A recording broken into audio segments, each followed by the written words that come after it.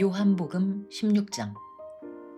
내가 너희한테 이 얘기를 해주는 건 앞으로 닥칠 힘든 시기를 준비하라는 뜻에서야. 사람들이 너희를 회당에서 쫓아낼 거야. 또 자기 딴에는 하나님을 위한답시고 너희를 죽이기까지 할 거야.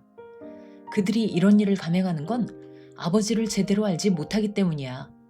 언젠가 그들이 이런 일을 너희에게 행할 때 각오를 단단히 하고 미리 대비하라는 뜻에서 내가 이 얘기를 해주는 거야.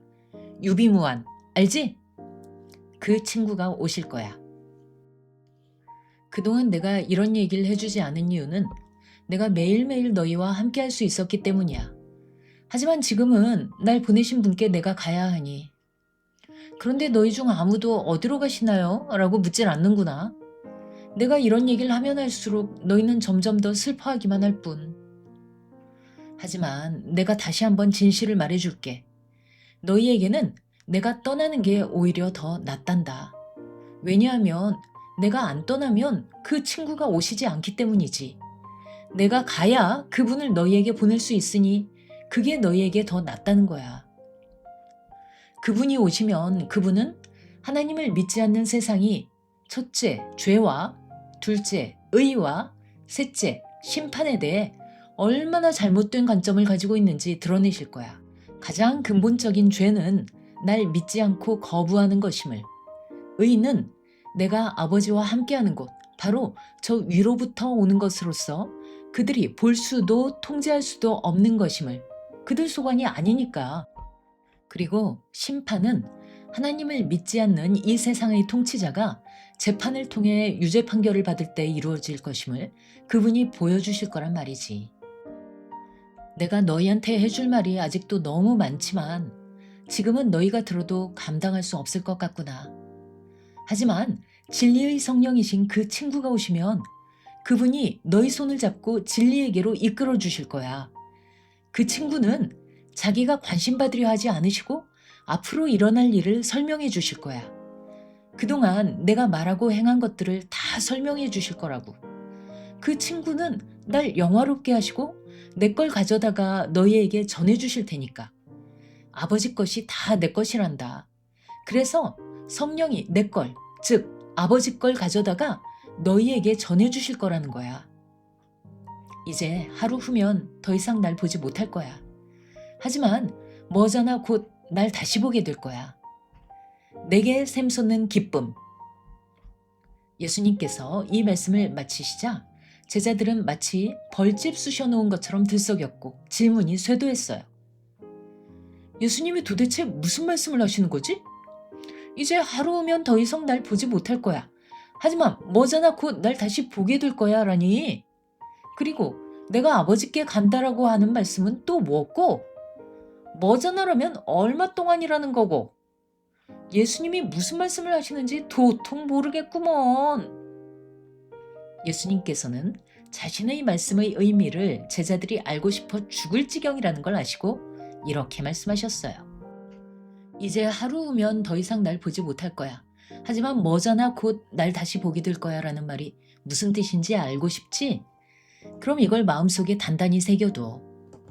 하나님을 믿지 않는 세상이 축하 파티를 벌이며 흥청망청 놀 때 너희는 애도하게 될 거야. 너희는 정말 슬퍼할 거야. 하지만 그 슬픔은 곧 기쁨으로 변하게 될 거야. 여인이 아기를 낳을 때 너무 고통스러워 제정신이 아니지만 아기가 태어나면 기쁨이 넘치잖아? 이렇게 세상에 태어난 새 생명으로 인해 고통의 기억은 씻은 듯이 사라지지. 너희가 지금 느끼는 슬픔은 그렇게 아기를 낳는 고통과 같은 거야. 하지만 앞으로 올 기쁨 역시 아기를 낳은 기쁨과 같지. 내가 너희를 다시 만날 땐 너희는 기쁨에 겨워 어쩔 줄 몰라 할 거야. 그리고 그 기쁨은 아무도 앗아갈 수 없을 거야. 그때가 되면 너희 모든 의문도 다 풀릴 거고. 내가 너희한테 바라는 건 이거야. 내가 너희한테 가르쳐준 원칙 안에서 아버지께 무엇이든 구하도록 해. 내 이름으로, 내 뜻대로 구하면 분명 아버지께서 주실 거야. 그럼 너희 기쁨이 솟구치는 샘물처럼 충만할 거야. 지금까지는 내가 이렇게 비유를 써서 너희한테 얘기했지만 이제 곧 직설적으로 더 쉽게 아버지에 대해 얘기해 줄 때가 올 거야. 그때가 되면 내가 너희한테 보여준 이 삶과 관련된 것을 너희도 아버지께 직접 구할 수 있을 거야. 그땐 내가 더 이상 너희를 대신해서 아버지께 구하지 않을 거야. 그럴 필요가 없으니까. 왜냐하면 너희가 내가 아버지께로부터 바로 왔다는 사실을 믿는다는 이유로, 그리고 나를 사랑하고 신뢰하기로 헌신했다는 이유로 사지로 내몰렸기 때문에 아버지도 그만큼 너희를 사랑하시는 거야. 전에 내가 아버지를 떠나 세상으로 온 것처럼 이젠 세상을 떠나 아버지께 가는 거야. 제자들이 말했어요. 드디어 예수님께서 더 이상 비유를 쓰지 않으시고 직설적으로 알아듣기 쉽게 말씀해 주시는군요.